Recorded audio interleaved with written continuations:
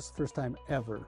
Most we've had before this was 90 million, and now we have 820 plus an annual allotment too.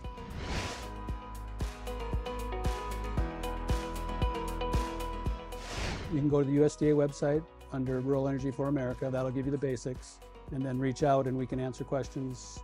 We'll try and explain anything we can.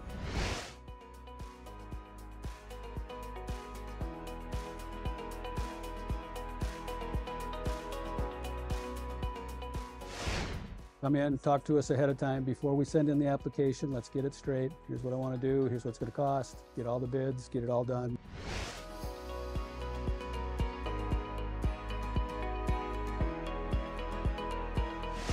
They're going to be able to access the program easier, faster because of that much funding.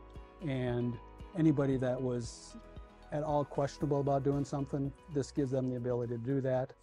It's a long commitment, so it's a 10-year commitment. So I don't have to worry about it today because I know the funding's there tomorrow. If I decide to do something again, I can do that. So that's a big help on the program.